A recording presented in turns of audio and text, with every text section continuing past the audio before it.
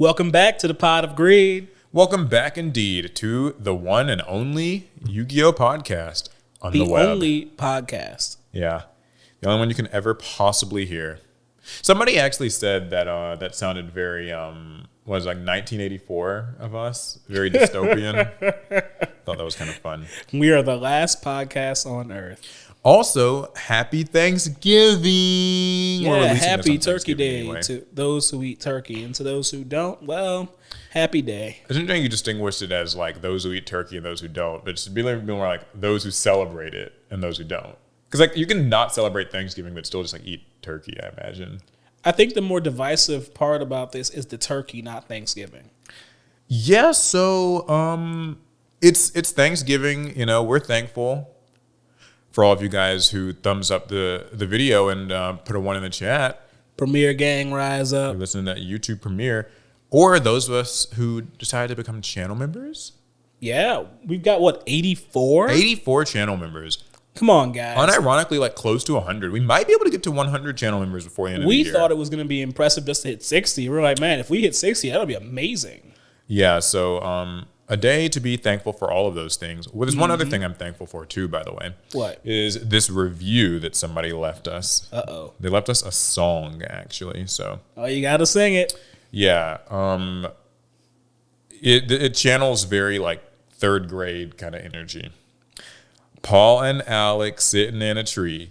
Dueling. Oh, okay. First comes summon, then set pass, then comes omni negate, activate the counter trap. All right, it didn't quite land it, but I got what they're going for. Yeah. Love y'all sincerely, Stretch. I think maybe like his name is Stretch. His name is Stretch. But they left a 5-star review, so leave you stretched out. I will not complain about that. Appreciate it if you are listening to this on Spotify, Apple, wherever. If you can rate the podcast. Yeah, guys, and submit more songs as reviews. Paul will sing them on the pod. I think you should have to. We will like alternate. No, I can't. It can't be me. So I'm kind of excited because there's an array of Yu-Gi-Oh news to discuss today. Last week it didn't feel like much. A wealth? A wealth. A myriad. Is it myriad or myriad? A myriad. I don't know. What is it? A myriad? A myriad? I have no idea. Well, anywho, so there was a YCS this past weekend. You might have heard about this. It was YCS Bologna. I did not. Oh, wait, I did. I lied. Not gonna lie, I actually didn't follow it super closely, but I just wanted to quickly go over the results of it. I find this less and less interesting as I follow kind of competitive paper Yu-Gi-Oh less in general. But we get it. You like Master Duel.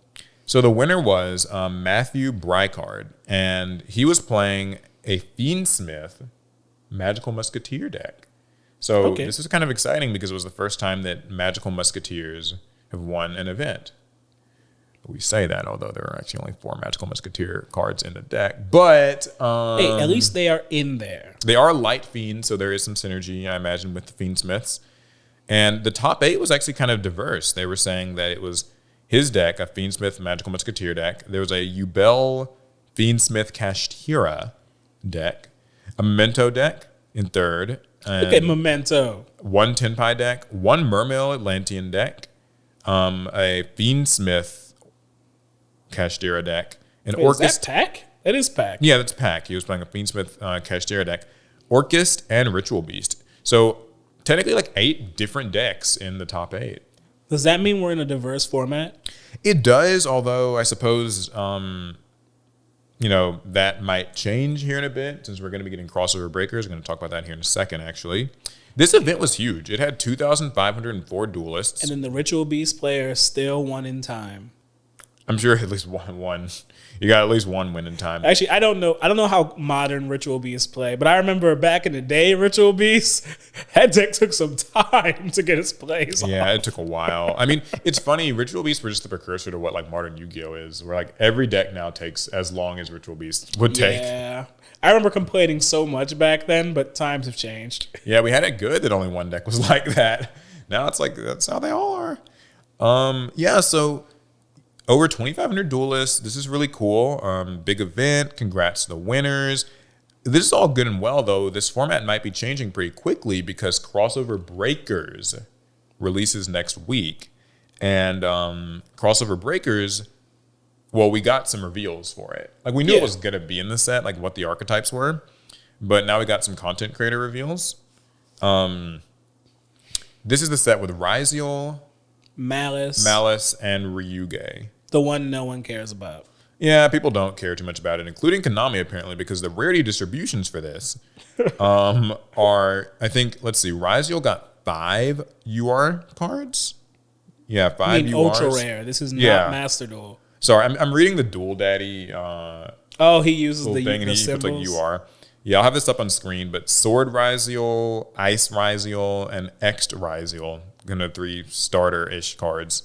They're all ultra rares. Also, Ryziel Duo Drive and Ryziel Detonator, which used to be called Ryziel Deadnator, and people would joke that it was like Ryziel Dead Namer. Is that funny? It was apparently. I mean, I don't know. I always found. If someone's laughing, I'll laugh too. Yeah, people were laughing. It's like, yeah, he's transphobic, but now he's not anymore. They changed it to Ryziel Detonator, and people were upset. It's kind of one of those weird things where you're, taking back the, you know what I mean? Like, dead naming someone is very wrong, but people were getting a chuckle out of the fact that there was a Yu-Gi-Oh card that sounded like Dead Namer. It wasn't actually Dead Namer. It was Dead Nader. I feel like we're jumping through some hoops here. I don't know. Anyway, there's 5 ultra rare Ryziel cards.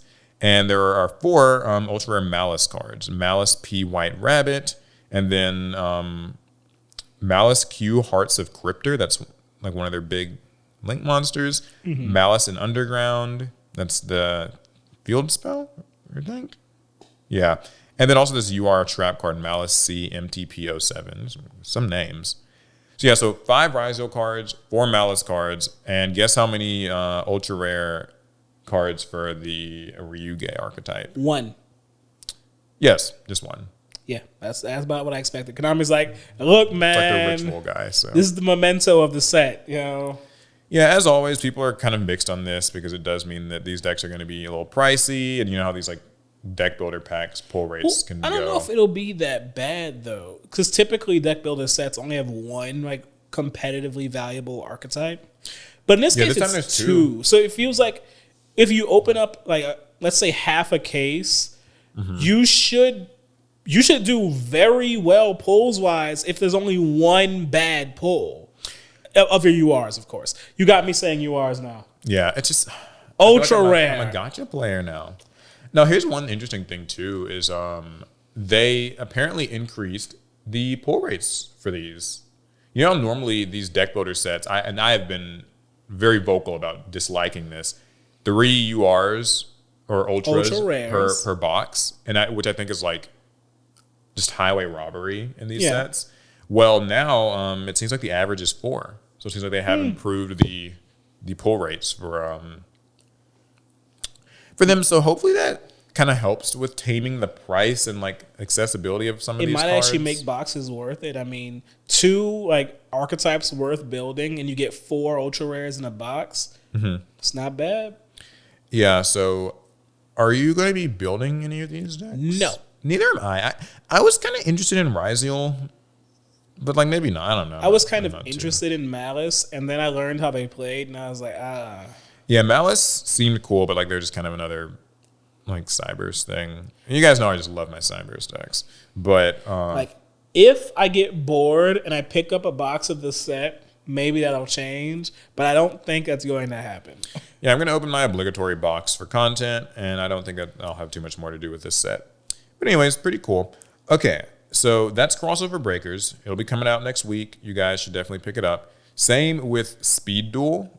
That's not next week. It's actually like the week after because it got delayed. Mm-hmm. They've been revealing a few of the skill cards for the different Speed Duel. The Battle City Finals. Yeah, Speed Duel Battle City Finals.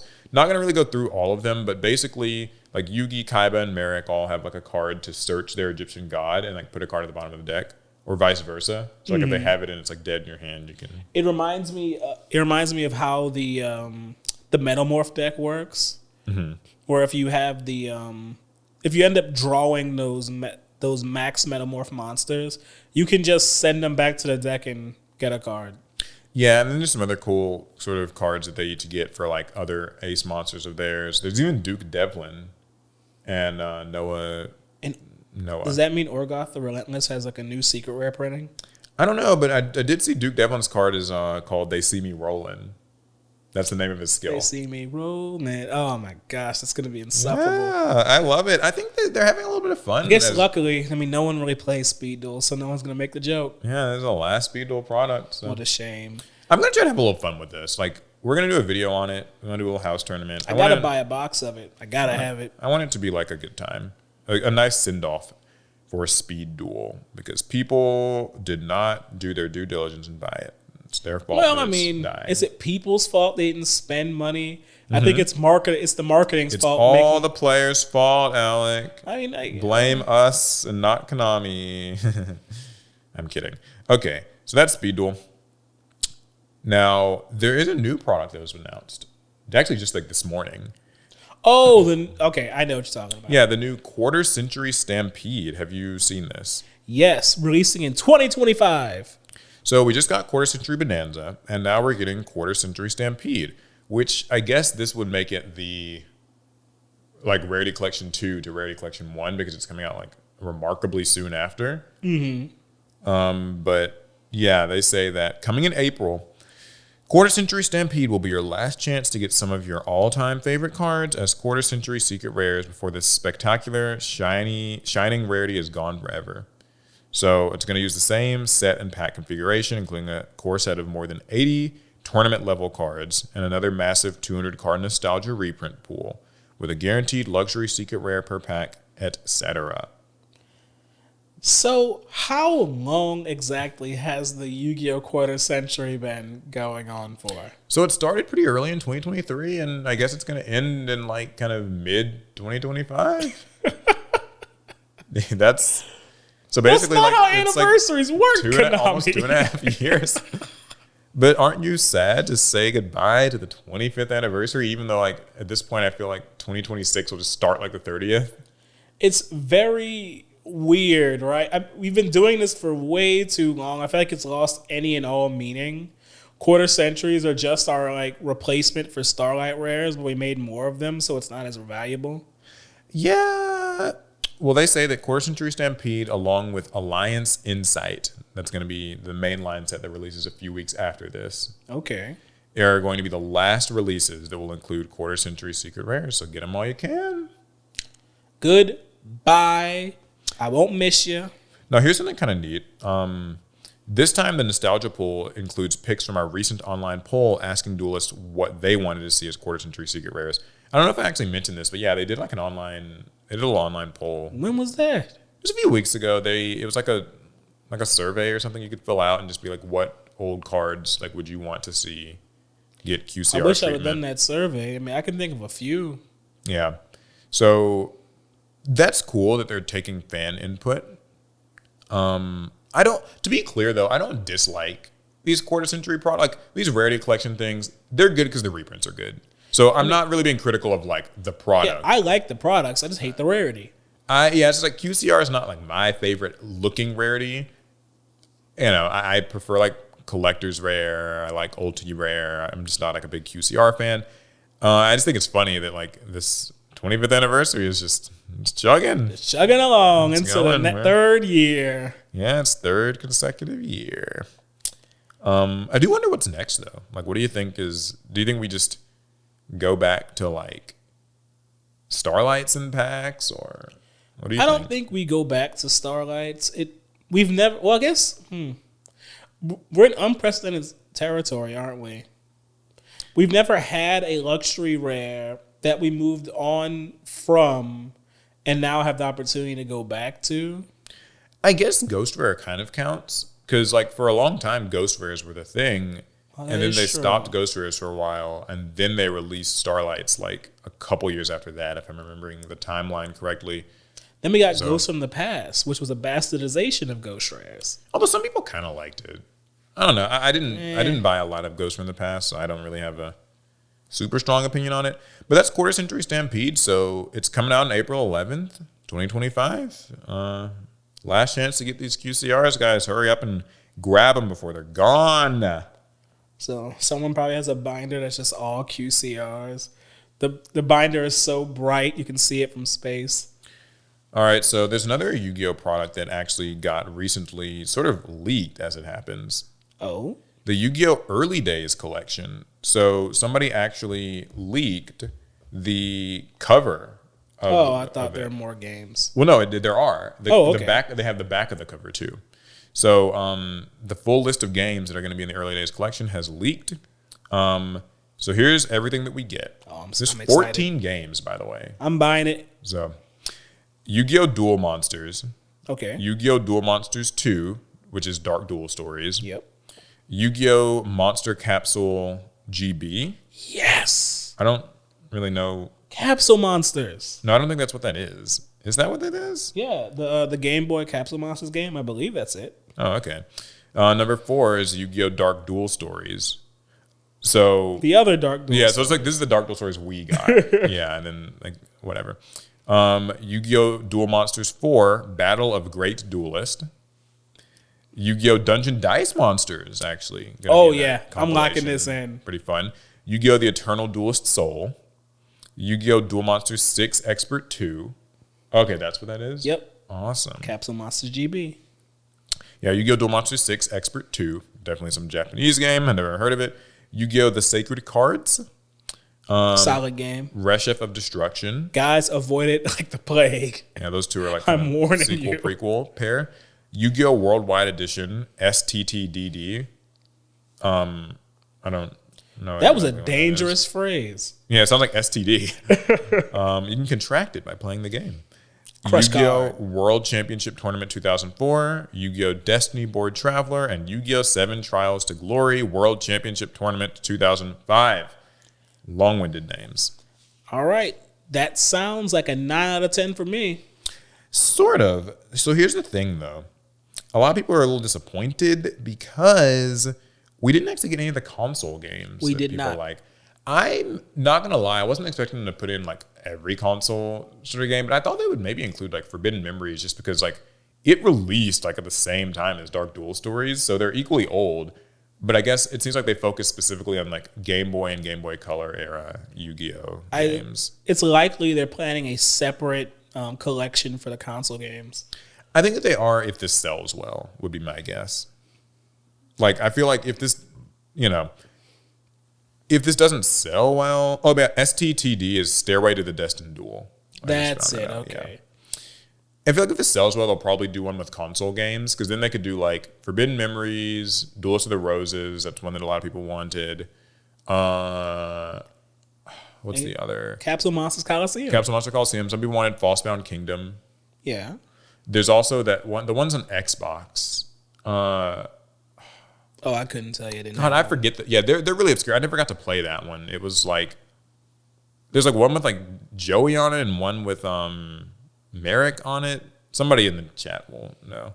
But yeah, so I think that those probably would have been a little more effort to maybe port over. I say effort. I mean, like half the time these like little old compilation things are just one emulator running like all the games. So Wheelie Breakers. That would be fun. They should redo that. Wheelie Breakers that actually controls properly. That would be fun. Yeah, we played some Wheelie Breakers. It's on the channel if someone wants to dig far enough back. So. Oh yeah, that was back when we had our Let's Plays. Yeah, we would do those Let's Play Yu-Gi-Oh games. Dude, those were fun. Like I feel like if we could do stuff like that today, like we just sit there and play these old games. Imagine like just the watch time and stuff. People would just set it on their TV and watch us struggle. We just sit in those dorms playing these old Yu-Gi-Oh games, getting frustrated. Passing the controller when someone loses. Yeah, it was those games were fun. So yeah, that's going to be coming out in February, as you guys know. It's certainly going to be one that I want to pick up. Maybe we'll stream a Yu-Gi-Oh game or two. Yeah, it has all the Game Boy games that I wanted, so that makes this a 9 out of 10 pickup for me. I wonder how much it costs. I think it's $50. I'm buying it. Maybe saw that on Amazon. It could be $100. No, it can't be $100. Yeah, I was gonna buy that. Well, speaking of Yu-Gi-Oh video games, there's also some Master Duel news. Boo. We got the reveal of the Master Duel Shadow Duelist. Yay! Yeah, it was, as some people had guessed, Xavier Woods. That's a popular wrestler, if you don't know. Yeah, I actually have the press release here. There was a press release? How come I didn't hear about it until well after it happened? Yeah, so this happened on Saturday, like this past Saturday, where they did the live stream, where like the winner of the tournament that was like 2 weeks before that got to the two finalists played. I think it was like a 10-pie mirror match or something. Wonderful. I didn't really tune in for that part.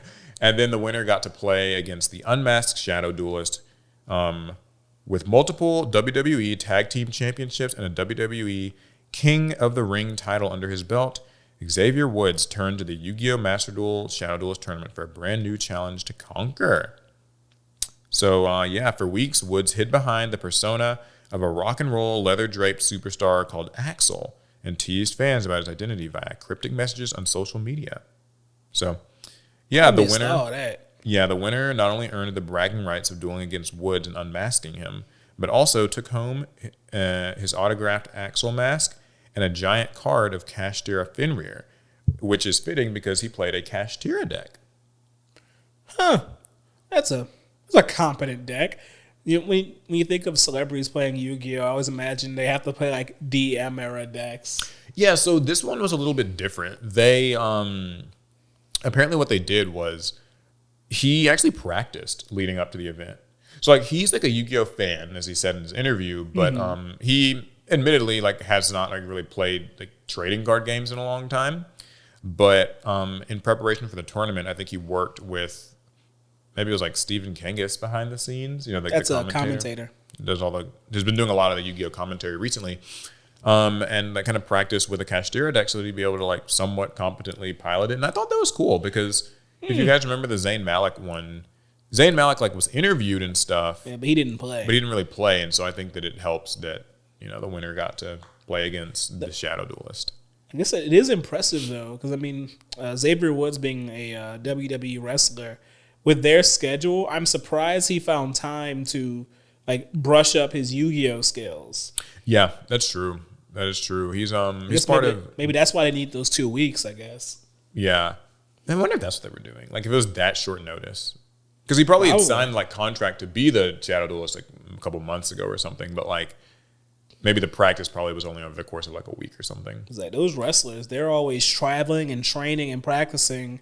Yeah, he's the New Day, isn't that their group? Yeah. Yeah, the New Day. They I thought it was cool. I think giving him Kashtira was a good choice of deck. It's like it's simple, a safe deck. Kind of simple. It's safe. It's a kind of just like summon big thing. It's kind of anti-meta feeling. And then, you know, your plays don't. The reward to effort for Kashtira is like it's a better ratio than the average deck, right? So you were saying earlier that you didn't really hear about this. Let's talk about that. Yeah, so pretty much from start to finish of this Shadow Duelist era, I kind of heard nothing. And yeah, that's strange because I remember when the Zayn Malik Shadow Duelist thing, I heard a little during that Shadow Duelist rollout. This one, I heard nothing. When it was like a week out, Paul told me. Like that's how I initially found out. And then I didn't even know they unmasked him until today. Yeah, I you know, this is the part where I always got to get a little critical of like some of Konami's marketing practices.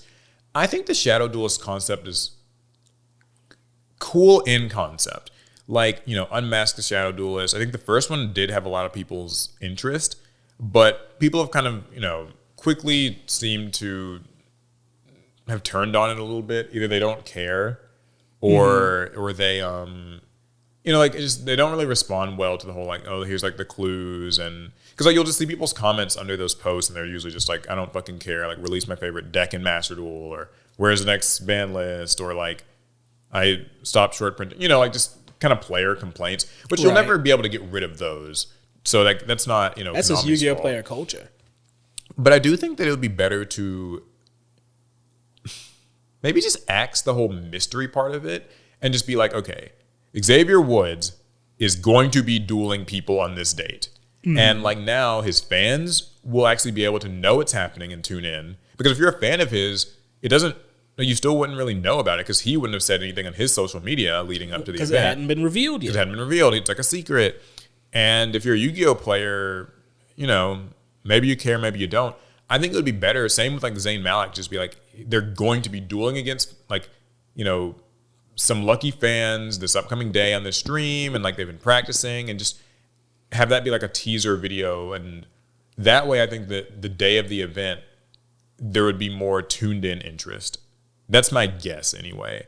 I'm not, master marketer extraordinaire, but I just think that from what I've seen and heard, even I'm sure there are people in the chat, like if you're listening, how much of this did you hear? Like, did you know that this was happening on this particular date? Like, do they advertise the Shadow Duelist event in game? They don't, and that's another big problem, I think. So I know that these Shadow Duelist things are unofficial. Like they're run just by Konami's like marketing sort of side on the US or whatever. But Master Duel itself as a game is just managed by like its devs in Japan or something, with maybe a couple people who translate announcements.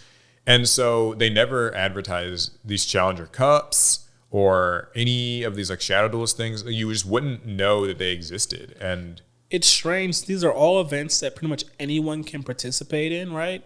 I don't think you had to be like a U.S. citizen to do the Shadow Duelist Cup or... Well, I think for Shadow Duelist, it was like U.S., Canada, or like maybe just North America. I mean, even if you did limit it, it could just be in the ad that it's limited. Like, it could just be on the home screen, Shadow Duelist Challenge happening now, Like, that's not crazy. Am I crazy for thinking that that's not hard? I think that it does add extra friction for people when they have to like join a Discord server and kind of like sign up in this external way, when it would be nicer if it could just be like incorporated into Master Duel naturally. Like you can just sign up that way.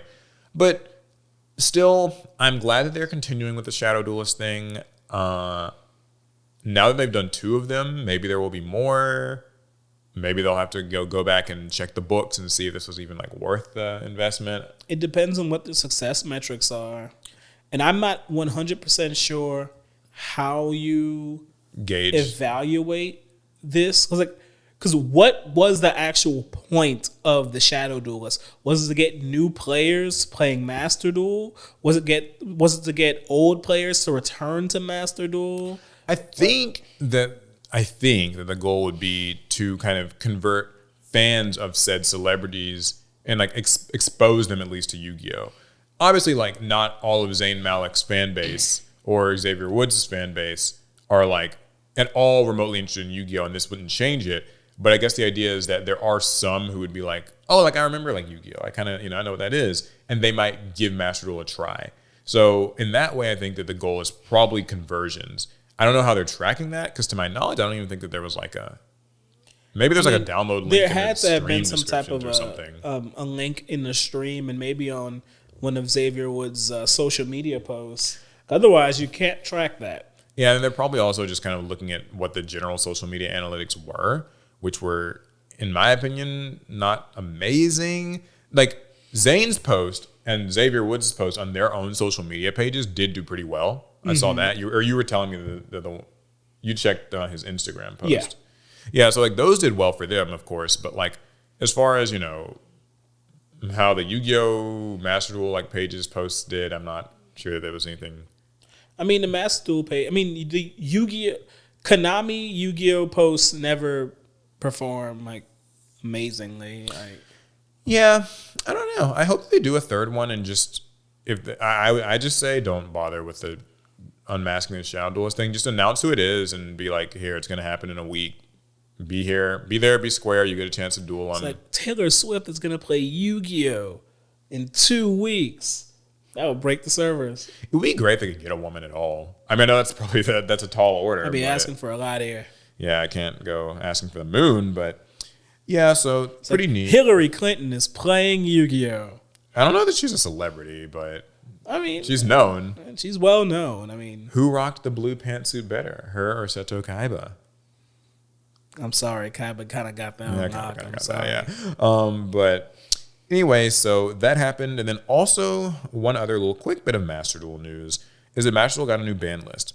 Now I've kind of stopped even like talking about these new ban lists on this podcast because they come out like every month and they're not usually a big deal, but this one's kind of important. Is Tenpai still alive? Yes. All right, that's the end of the segment. Yeah, there's nothing more to say. This one's interesting because it basically is kind of like an indirect hit to Tenpai and some of those sort of pile decks that have been existing. They finally banned Pot of Prosperity and Master Duel. They had it. Yeah, that's interesting. They've been really going pretty hard on these pot cards. Prosperity is now banned, and Extravagance, Desires, and Duality are all at 1 now. Yep. So like Master Duel is, they're like, you're not going to use these pot cards. No pot. If you like pot, don't play Master Duel. But do listen to this podcast. I mean, right? We are the pot of greed. We gotta be quicker on the uptake. We gotta market here. We don't have sponsors, so we gotta learn to market ourselves. This is our sponsor right here. They also limited Dimension Shifter, which is a pretty big deal because people despise this card. It was already at 2 in Master Duel, so now it's at 1. I guess with the idea being that at 1, it might not even really be worth playing for some people. A lot of times it's gonna come up just too late. Yeah. And Psy-Frame Gear Gamma also got limited to 1. Oh, that's nice. Which matches the TCG and the OCG because this card is actually pretty obscenely strong. One of the few hand traps that can counter other hand traps as well as just monster effects. They limited Fairy Tale Snow. They semi-limited Lightning Storm to 2. And then they brought back Chronograph Sorcerer and Trickstar Light Stage, which are, not really some huge old cards that were hit.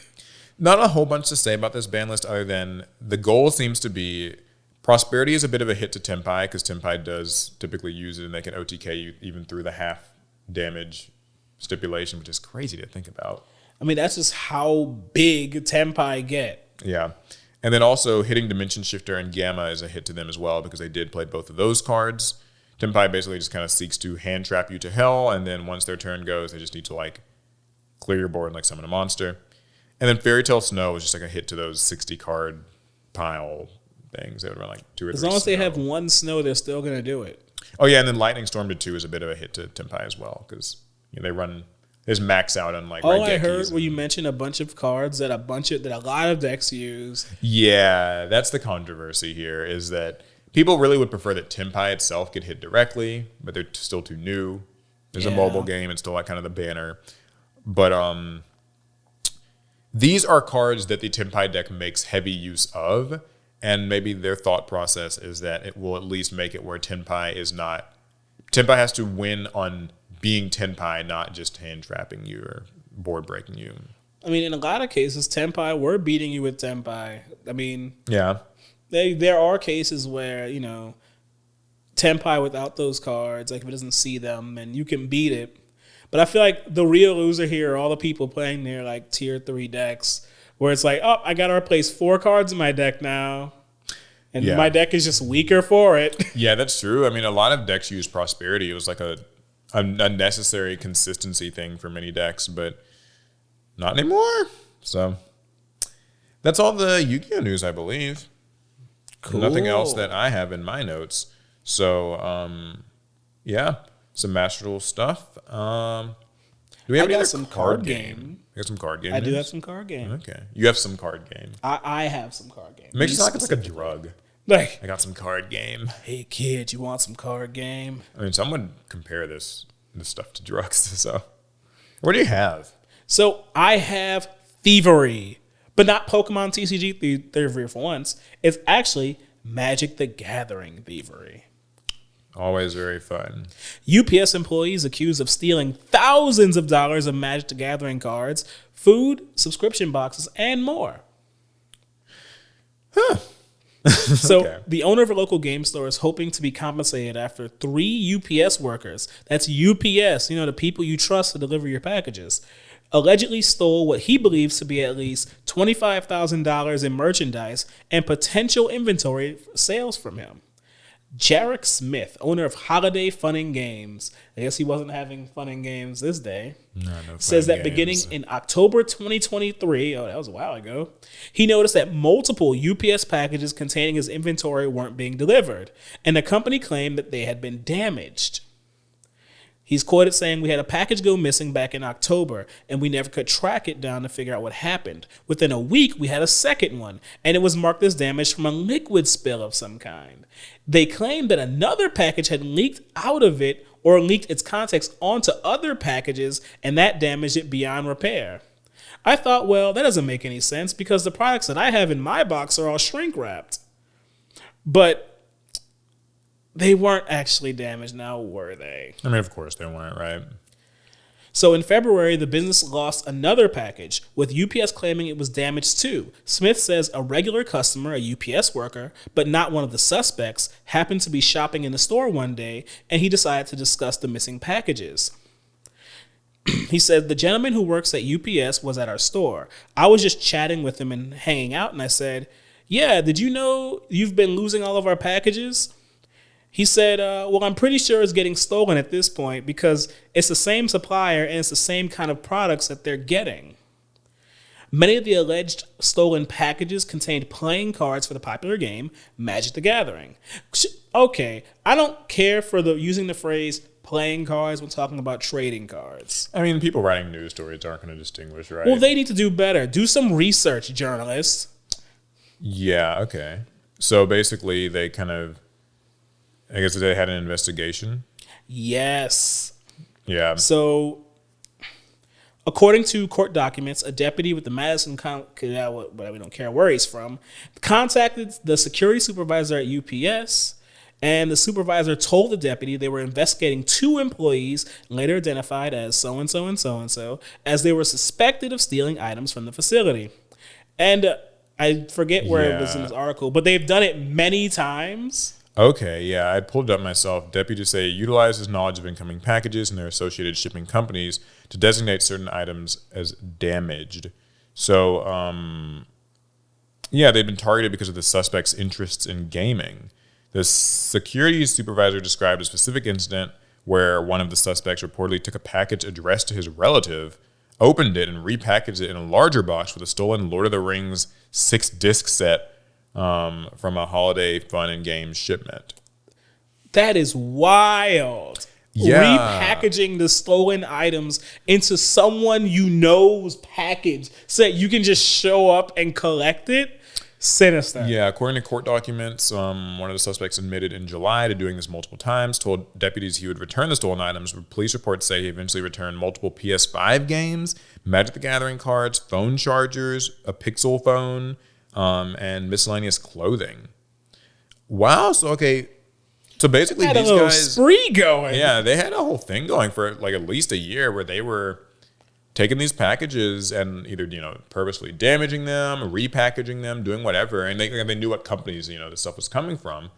Because sometimes, you'll order something and it kind of is shipped in a nondescript box. Mm-hmm. But I guess if you work at UPS, you'll probably be able to tell based on label numbers and stuff, what kind of identification numbers belong to certain companies. And also if it's always going to the same game shop or something, then you would just, you know what I mean? But it's so devious because they didn't just take the boxes or take the items. They would mark the box it came in as damaged, repackage the item into someone else's delivery. Yeah. Someone they knew, and then have that get delivered, and they would just collect the spoils later. That's almost like movie quality thievery. It's fucked up. I'm not praising it. Like Paul, that is fucked up. I don't agree, but I am a little impressed. Yeah, no, I don't know. I guess I've never been big on theft, obviously, but I know that you never shoplifted at Walmart. So here's the funny thing about that. Everybody has a story of shoplifting from Walmart. I actually never stole from Walmart as a kid. Square. I mean, you're a good person. No, I think I've stolen from other kids before. So maybe that's worse. As a kid, I think I might have done that. But I never stole from the store. Either way, though, the point is, I think as an adult, I'm feeling more and more okay, I know now that running these card shops just isn't card shops are not profitable businesses. They generally really aren't. If they're making a profit, they're on a razor. Yeah, they're not making a lot. It's not they're not profitable, but even the best and like biggest card shops aren't, just these huge earners. They're not balling. A lot of times you're running a card shop out of passion, sense of community. A lot of times you'll hear stories about entire shops like closing down because, of reasons. And so just thinking that like, some of your inventory is being, just damaged and stolen is, you're really taking money out of like the pockets of like these hardworking card shops. Like card shops are not big business, right? Like some people have this whole thing where they're like, oh, like steal from Walmart or something because like it doesn't matter. They can, steal from the corpse, right? The corpos.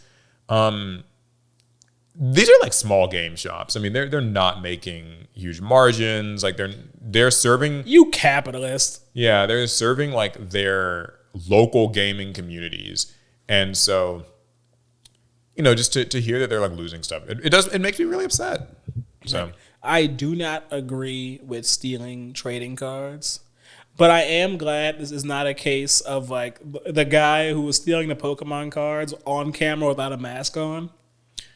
Yeah. At least they were trying to get away with it. Yeah, I guess you gotta like do at least that much. So hopefully the guy gets his money back. He says it's about like $25,000 so far in products. I mean, people who steal like packages usually don't have a whole lot of money themselves to like pay back with. But we'll see, maybe it'll work out. I mean, I guess if the products were insured, then he might be able to make a claim with like UPS or because like they'll usually like they can like sort of do that for companies. I don't know the Make it right, UPS. Those are your people.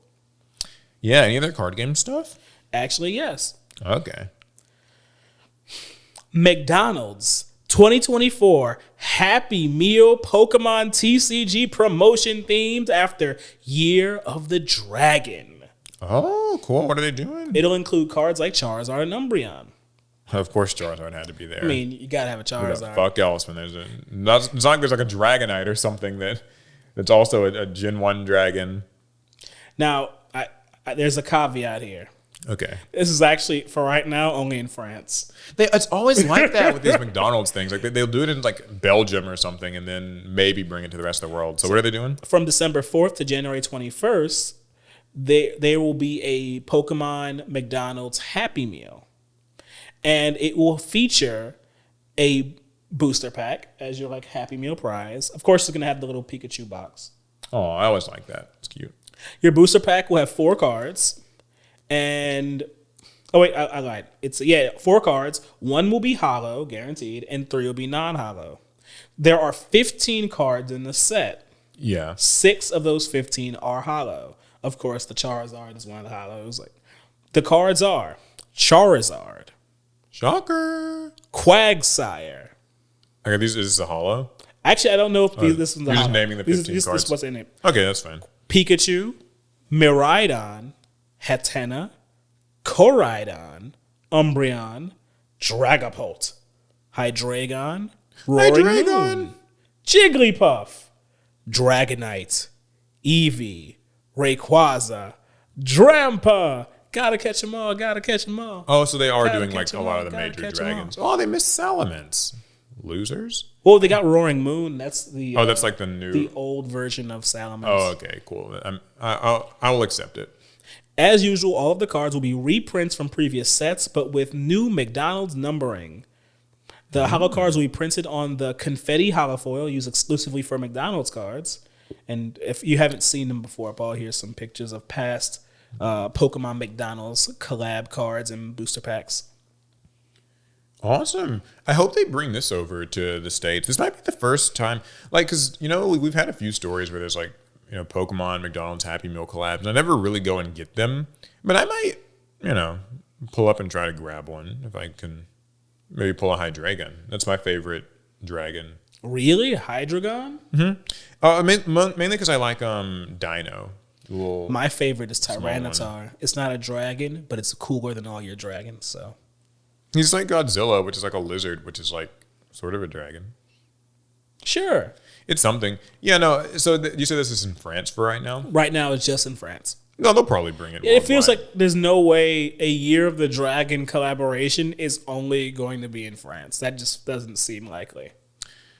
So you're going to be trying to pick up a Happy Meal, grab a couple Pokemon? No, you know how I feel about such things. I leave that to the kids. Oh yeah, you want the kids to be able to get their cards. I'm not going to try and like buy up the Happy Meals so that the kids can't have them. Well, I meant more like you can pretend that you had, like you're like buying it for a kid, you know? When we were kids, we were able to get our like exclusive Happy Meal toys because the adults didn't care.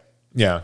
Nowadays. I wish that we could say the same thing today, but... Yeah, the adults nowadays are crazy. But I am not judging any adults who do want to go and pick these up. I will just bow out of it so that one more kid can have one. Yeah, I don't think there's an issue with like an adult trying to get it. I'm just saying like, please don't be the person who's like, I went and bought 20 Happy Meals and like threw them all on eBay. Like, I mean, that's going to be a YouTube video somewhere. That's true. All right. Well, speaking of Pokemon, I got another Pokemon story. This one actually was from last week. It came out like when we released the podcast last week, so it was breaking. It's new for us. Pokemon Go players have unwittingly trained AI to navigate the world. I don't know what that means. Niantic, the company behind the extremely popular augmented reality mobile games Pokemon Go and Ingress, which I've heard of, but I don't know too much about that, mainly Pokemon Go, announced that it is using data collected by its millions of players to create an AI model that can navigate the physical world.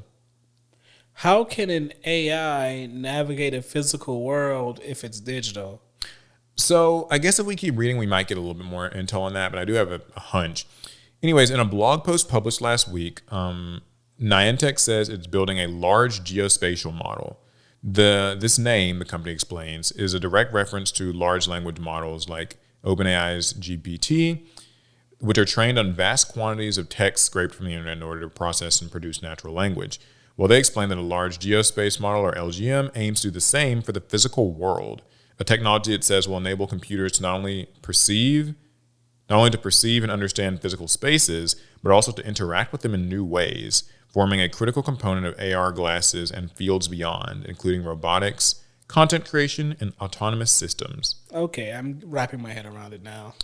So as we move from phones to wearable technology linked to the real world, spatial intelligence will become the world's future operating system. So anyways, what's this have to do with Pokemon Go, you might be wondering? Well, basically, Niantic's LGM builds on its Lightship visual positioning system, which allowed players to pin virtual items to physical locations in the world. And there's also an experimental feature in Pokemon Go called Pokemon Playgrounds, where the user can place Pokemon in a specific location that will remain there for others to see and interact with. So they kind of like were beta testing it here. And there was also like a feature in Pokemon Go where you were like prompted to, I guess, take pictures of the places that you visited. Y'all just giving all the data. Yeah. So that's kind of what they were doing. We receive about 1 million fresh scans each week, each containing hundreds of discrete images. Because I guess like you had to like scan. That's crazy. People were just providing Niantic with all this data for free. Yeah, the AI gold rush of the last few years prompted a frenzied hunt for large data sets that can train generative AI models. So I guess they were kind of, they had a convenient treasure trove to pull from is all these players' data. I feel like you shouldn't be able to just utilize the data like that. Because players did not play Pokemon Go to help you train your AI model. And if you want to use the data like that, I feel like you should have to disclose it, pay people. I assume that it probably is somewhere in like the terms of service agreement that like we might use your tracking and positioning data for something or another, but not for a separate venture. I mean, it might be in there in the fine print, but people are not happy with it because like there's two problems. The first is like people don't care for AI a whole bunch, particularly like having your just location data kind of unwittingly used for it. But then also it's like that's just a general like some people feel like it's like a general privacy sort of it feels like a bit of a violation, but I guess not too much since the data is being like used for like an AI, which is not even a person. Can like a program violate your privacy if it doesn't actually really know or feel things? I mean, yes, in the sense that, like, if you didn't ask for it to be taken, then that is a violation. But I'm of two minds on this. I think that Niantic probably should have been more upfront, like from 2016 or whatever, They're like, hey, we're going to be using this to actually like do a different venture, like a bigger project, and like let people really know that. Because I feel like if I were playing Pokemon Go and I saw this little thing tell me how they want to use my data from playing the game, I would assume, well, that's fine if you're using it for Pokemon Go. That's what I'm playing. That's why I'm here. So I do not mind you using this data for the game that I am playing. Mm-hmm. I feel differently about you using it for a completely a different thing so that you can make money. I do. I will say this. I guess it's just kind of the world we live in a little bit where we're always really like, it's kind of a you are the product thing. Like Pokemon Go was a free game. I think there were like microtransactions, but like free to play. And much like using Facebook, Twitter, YouTube even, you are kind of trading your data for that service to be free. So you kind of go into it knowing like as you scroll, as you click, as you engage, and feed the algorithm with like all of your tastes and preferences, that they're going to be using that to give you ads. They're going to be probably selling your data to like Cambridge Analytica or something. That's a fun callback. Yeah, it leaves a bitter taste for sure. I think like just finding out like you've been playing Pokemon Go and really enjoying it, but also like, hey, by the way, like we were using that corporation is feeding your data into a program. All that data. Yeah, I don't know. Anything? Take away from that? I mean, you know how I feel about AI. But I wouldn't have an issue with this at all if it didn't feel like it was a bit predatory in how the data was collected. My next question is, so what do they mean by like some of the stuff they're going to use this model for? Like, the first thought I had was like, I guess self-driving cars. I feel like that'd probably be like a big one. So we're moving towards the meta idea of like a metaverse, where essentially you and I were sitting in our three-dimensional space right now, right? You are here, I am there, or you are there and I am here. But with the way technology is moving, we have all these devices on us and around us, right? Yeah. And technology is moving to a point where now our devices are starting to perceive the space around us. Yes. And so this data will help devices operate within a three-dimensional space. It will see what's around it. It won't be just limited to what's in front of it. It will see what's beyond. Yeah. And in like the world of like augmented reality, it can use the entire space around us for whatever the heck it wants. Whether it wants to serve us ads or. Yeah, I was trying to just think about what are like the practical applications, because to me, self-driving cars, that's kind of an obvious one. They want to have more mapping data for that. I would hope no one was playing Pokemon Go while driving. But like maybe, I guess, like if there's gonna be like more wearables, like these like mixed reality headsets and like Meta glasses, like the Ray-Ban glasses and stuff. In my opinion, I think we've already hit the limit as far as wearable devices go. But I'm sure someone wants to do smart pants, smart sneakers, like. I mean, I could see like some maybe like a health and fitness thing, like you're wearing like your smart sneakers, and they're like, to help you like track your steps, but also like they know where they are in the world, so like they can like you'll never lose your shoes again. Know where you like where your footsteps were. Like this feels kind of. You creepy. Get lost, and the shoes start walking you back to the path. That could be useful. That is terrifying. Retrace your steps. Should be impossible, but that would be terrifying if they could start walking you. Yeah, I mean, you're being like they literally like physically start like like lifting your legs. Oh my god, okay, that's a little creepy. Yes, that's what Niantic was doing. The Pokemon Go players have been training AI this whole time. And as unsettling as that is, I have another story about AI in gaming. Okay. Elon Musk is starting his own AI game studio to make video games great again. Okay. So after a fan asked noted billionaire Elon Musk if he'd consider launching his own game studio The entrepreneur tweeted, that's on his platform that he owns. X, the everything app. But they said tweeted. They should have said he zeeted. That he'd be starting one through. I thought it was a skeet. Is it a skeet? I don't think it's a skeet, Paul. That's well, because they never like said exactly how it was pronounced. So it'd be like, it could be a zeet, or it could be a zageet, or a skeet. I feel like it wouldn't be a skeet. That doesn't sound right. Could be. That's all besides the point. All right. Anyway, he wants to start his own video game studio through XAI, which just sounds to me like he doesn't want to start a video game studio because I can't take this seriously. If you want to start a video game studio, you just make a video game studio. By claiming he'll make one through XAI, I think is a way of saying like, I don't really want to do this. But look how funky and cool I am. I'll just have an AI make my games. But let's see what he said. Let's continue. He said, I don't understand how game developers and game journalism got so ideologically captured. Gamers have always been trolls, anti-greedy corporations, anti-BS, said ex-user Billy M2K. Gamers have always rejected dumb, manipulative BS and can tell when someone is an outsider. And an outsider poser. Why lean into the BS?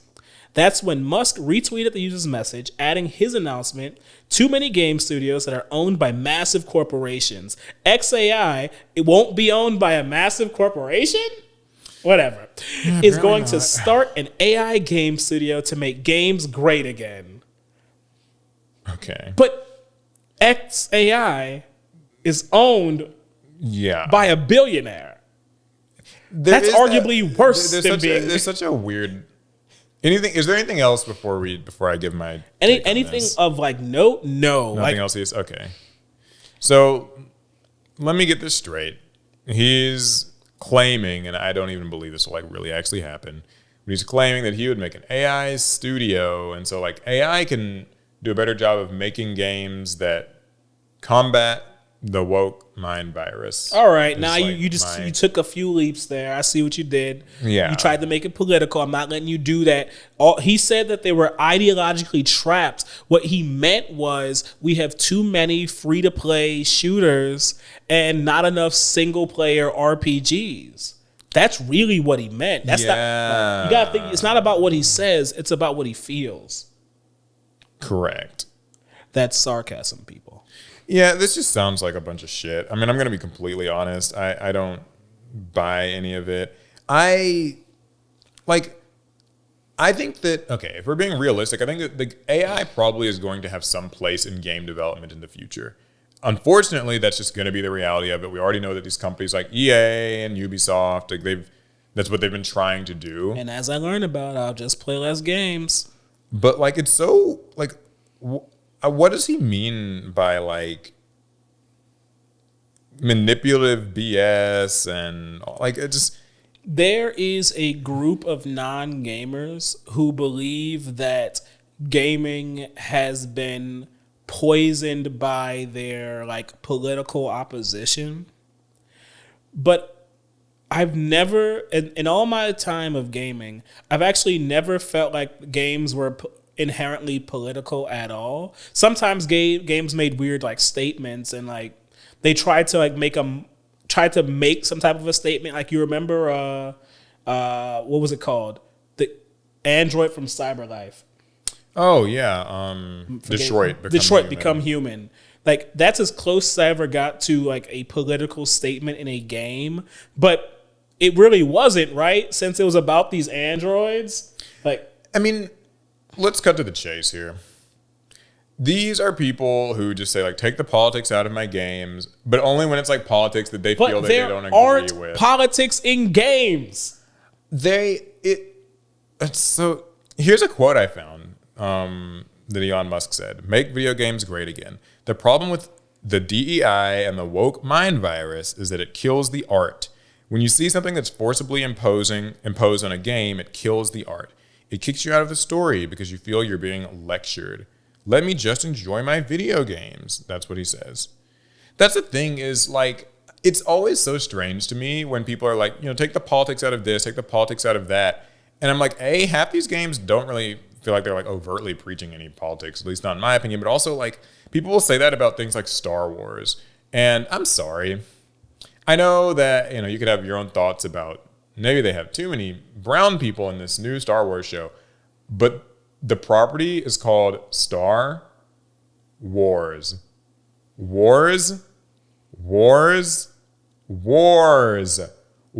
are inherently political.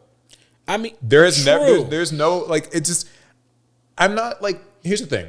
You can dislike the theming in something, but I think that when you're like, yeah, like, you're making the games political, you're making these movies political, like, there's always been, like, political elements. So what are you know what I mean? I mean, no, I, like, in TV, in movies, I do get it. But I just don't see it in video games. I've never felt like Call of Duty was remotely political. I never felt like Call of Duty taught me anything. I never felt like Call of Duty like changed my opinions on anything. Well, like, I mean, the thing is, what people are calling political is just that, like, oh, you get to like play as a girl now. Like, what do I care? Yeah, but like, that's what they think is political in Call. Like, you're making Call of Duty political. Like, but I thought we were just adding more like creator character options in games. But that's not how it is for. I mean, you remember the site that, what was the woke meter or whatever for the Don't games? Remind me of that nonsense. Like, it's just very, like, it's so. Anyway, let's get back to the story. And do you know how you wait? I just want to say this. No, go ahead. Do you know how you know that this is all BS? Because the solution that they're proposing is AI making video games, which I guess is not a solution to anything. I mean, the AI part, here's my thing. AI maybe can simplify or automate the workflow of making games. Well, as for whether or not that'll make a good game, not going to get into that part, but maybe you can like have the AI can't make a good movie. Make some game for you or whatever, right? And you want to pay people. Hooray!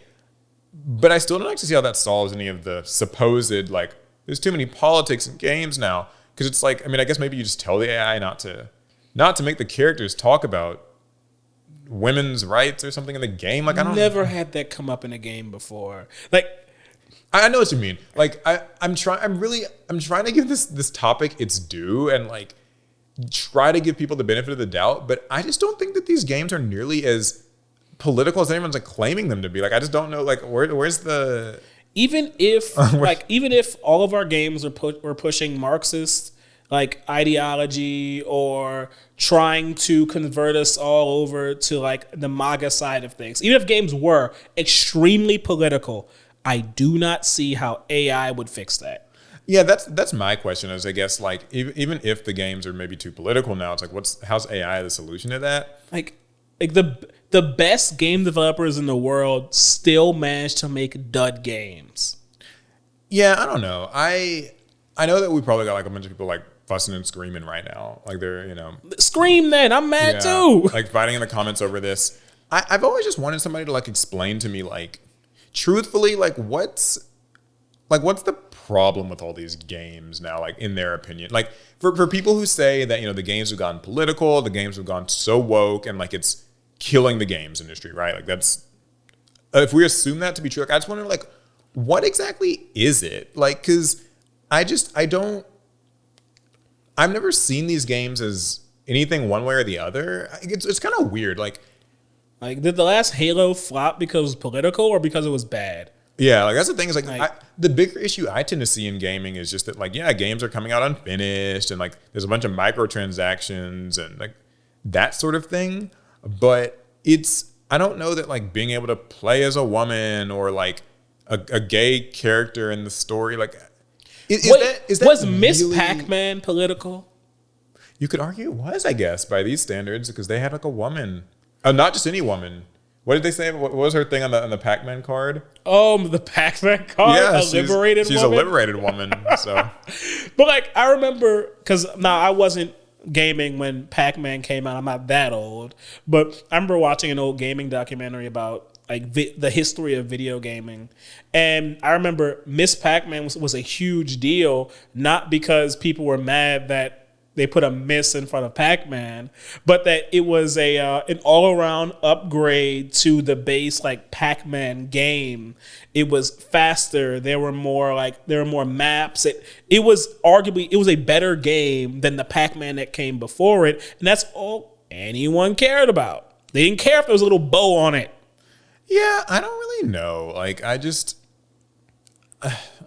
don't know how AI is the solution. I don't even really see a problem to begin with. I'm going to be clear about that. I know, like, we try to tiptoe around, like, politics in this podcast and all, but, like, I don't really see that these games are being super political by being a little more inclusive, but whatever. And then also, like, and like you said, I don't see that AI is, like, the solution to it. Like, I feel like the solution would be, like, okay, you start your own game studio and you just make games that don't have those damn pronouns or whatever. Great, cool, you can do that. If you want to make a game studio, you make a real game studio. Yeah, but I still know that, like, AI is like the solution. And even if it is the solution, then like it could still be used by all of these woke mind virus infected people to just make a super woke game. The AI could make a super woke game if they told it to. Like, it doesn't, like, you see what I'm saying? Like, AI is still not. It doesn't help. It's anything. Not solving. Sorry. Okay, well, back to our regularly scheduled programming. It felt good getting a rant about AI out there. Yeah, a little more gaming here. Sony reportedly testing new PlayStation handheld to rival Nintendo Switch. So I hate stories like this because, like, this feels so far out. Yeah, there's not much we can say other than the fact that, I had a PSP. Sony's reportedly testing a new PlayStation handheld console that would directly compete with the Nintendo Switch. Nintendo has almost always had the handheld gaming market in a chokehold. They didn't say that in the article. I injected that part in. But yeah, Nintendo rarely actually has, like, real competitors. I mean, there was a PSP for a time. But according to a new Bloomberg report, Sony's reportedly testing out a brand new PlayStation handheld, and it would allow PlayStation 5 games to be played on the move, like Nintendo Switch games, which can be played anywhere. This handheld is reportedly still years away, and the company may decide not to bring it to the market in the end. Duh. Yeah, I mean, the PS5 is already at the end of its, like, lifespan. After all, the release of Switch 2 is on the horizon, and there have even been talks about Microsoft looking to develop its handheld device. While Valve has succeeded in its portable gaming console, the Steam Deck, neither Sony nor Microsoft has been able to break into the market in a big way, though that could change soon. I need to get a Steam Deck. Yeah, I mean, it sounds like, I guess, Sony's working on a handheld. I don't really care for these sorts of stories because, I mean, like, they're just like, yeah, did you know that Sony might be thinking about doing a certain product in, like, 4 years? Like, I mean, I'm sure Sony's working on many experimental devices. It's like every company kind of thinks about doing many different things. There's a bunch of patents that go unused and stuff. But let's entertain it and give it its due. Do you think in this current gaming landscape that, like, Sony, like, should do this? Like, what would you want to see in a PlayStation? I think like Sony a PSP or PS Vita sequel.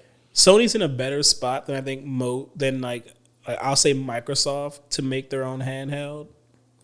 I think because right now so many PlayStation titles are still gated. They're still Sony only. Very few of them are available on PC. And a lot of, like, first party. So I think there's still a lot of value to a PlayStation portable, a PlayStation Vita-like device again. As long as they properly support it and they don't just waste our time with what they did that twice. The PSP did not get the games it deserved, and the PS Vita definitely didn't get the games it deserved. And both handhelds had to die unceremoniously.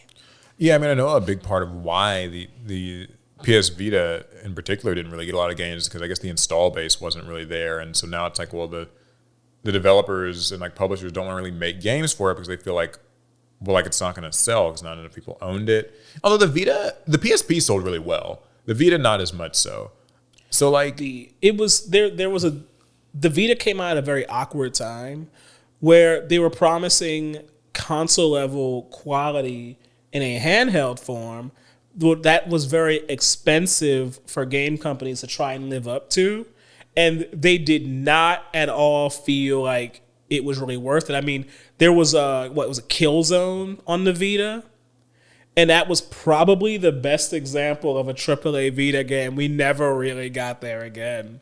I'm going to be honest. I don't think that it would even work now because the costs of developing games and, like, the time frame for doing so has ballooned so much in recent years that I just think that, like, companies, if you're making a game now, you got to be making it for the big dog console. You know what I mean? Like, right. I just don't think that there is enough free resources, like available resources out there to be making anything that's not just a new flagship kind of PlayStation game.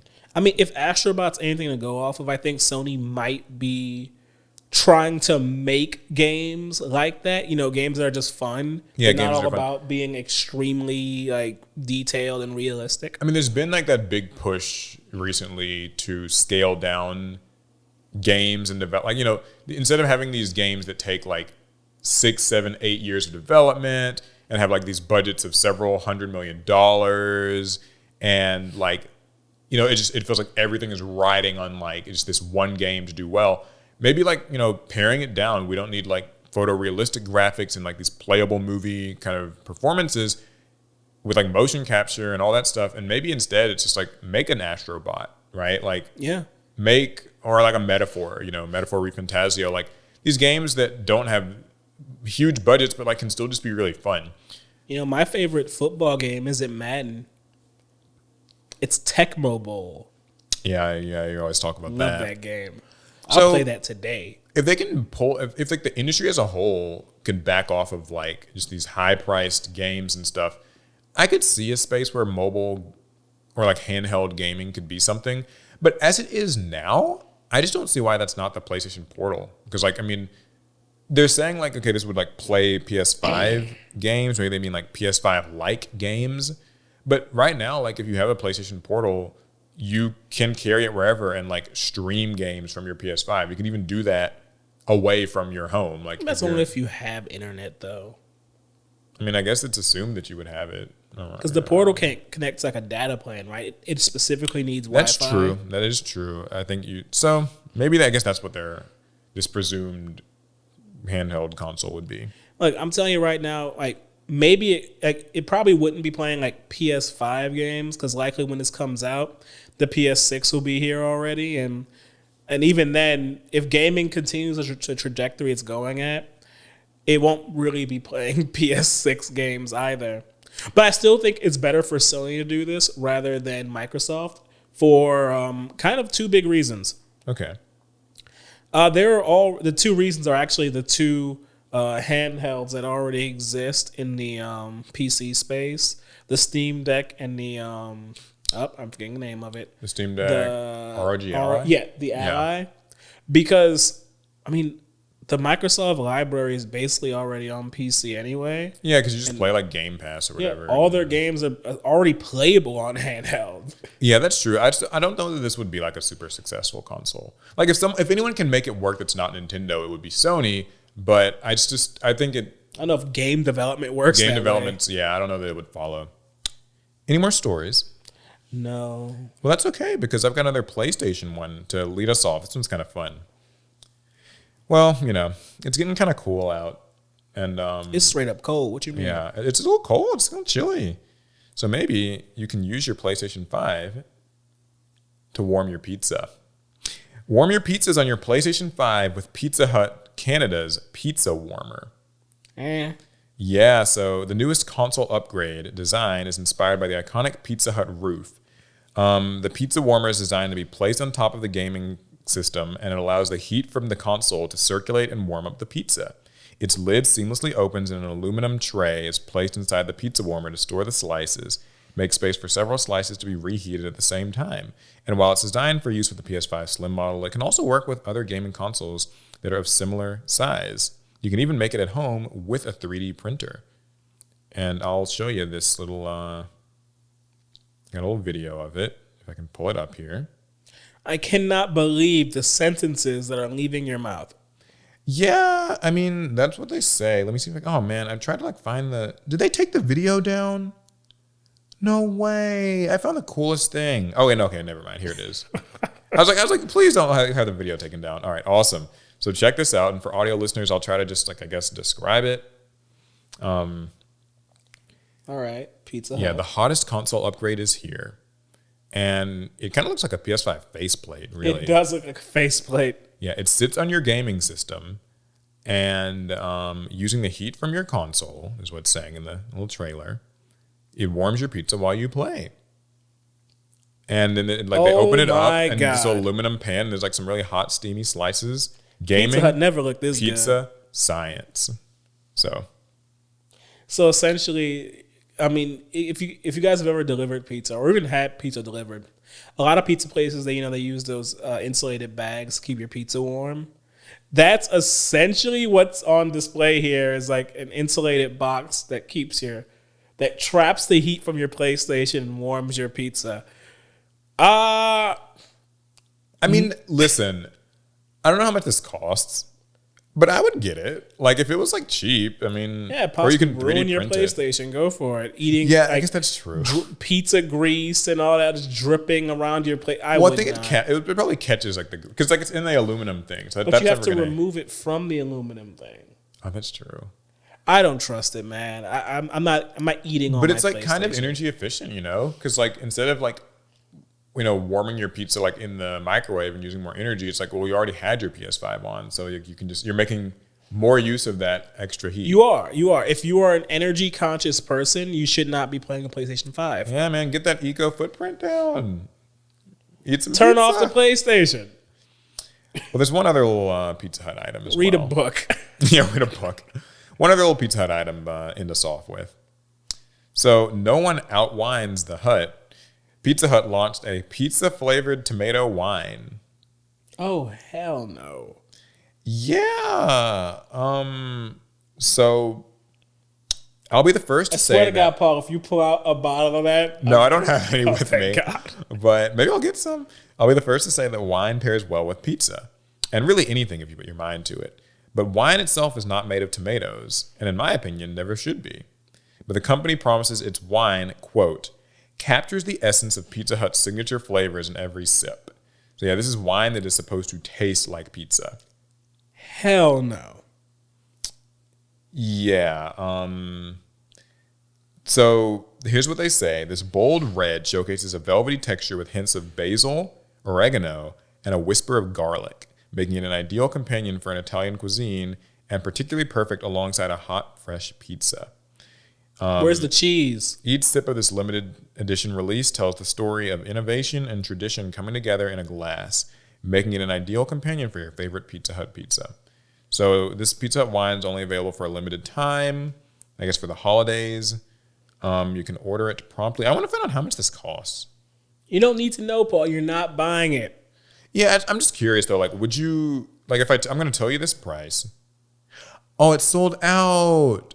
Due to overwhelming demand, tomato wine by Pizza Hut is officially sold out. But That's don't amazing. worry, you can join the waitlist to get a bottle for the next batch by filling out this form below. And then they also tell you that even if you can't get that, in the meantime, there's always a reason to celebrate with the Pizza Hut triple treat box for $19.99. Okay, so I wanted to try to maybe see if I could order some. Apparently I can't. It was so popular though. But that means people wanted it. Their tomato pizza flavored wine. That's because they're all crazy. Every last one of them. So you don't want to try this? I mean, I don't even really like wine normally. Yeah, but like pizza flavored wine. That doesn't make it sound better. It is bizarre that they're like saying it's like, okay, this would taste great alongside pizza, but then it's just like you're just doubling up on you're eating pizza and then drinking wine that's just meant to taste like pizza. So like, what's the? I'm gonna say it right now. There's no way the wine tastes like pizza. Like, oftentimes people say, "Oh, this wine tastes like this. This wine tastes like that." They're not. They're just lying. They're all lying. Everyone just wants to sound like they have good taste. Yeah. This wine, it's an aged. It tastes like garbage. I remember there was a girl I knew who was like bragging about like some wine that like used like a drop of deer's blood or something in it, and she was very like into this. She was like, "Yeah, like that's what makes this fancy, and why it's so expensive." And I was just like, that kind of sounds dangerous.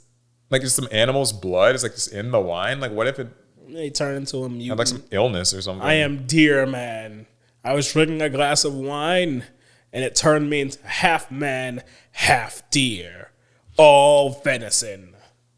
Yeah, so anyway, that concludes our stories. Maybe we should do some pot now to cleanse our heads of all this woke BS gaming and Pizza Hut wine. Anything to get the pizza wine out of my brain.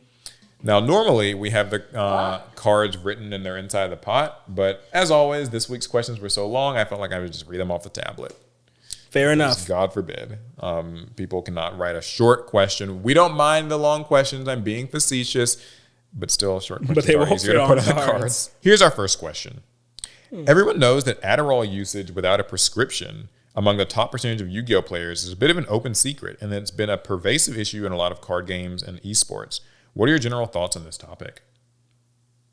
So I think we should preface this by saying, I don't support taking prescription drugs without a prescription ever, regardless of what your reason for it is. I was put onto this kind of recently, not put onto Adderall, but like put onto the. You do seem strangely attentive today. Yeah, I know. But somebody had informed me like on Twitter. They were like, yeah, like a lot of top players apparently like use Adderall before these tournaments, and I wasn't aware of this. But I guess I should have been able to guess. Like, it's pretty popular in esports, like this person says. In some places, in like high school and college, or especially in college campuses, like students, they'll take Adderall in a second to try and bump up them test scores. So what do we think?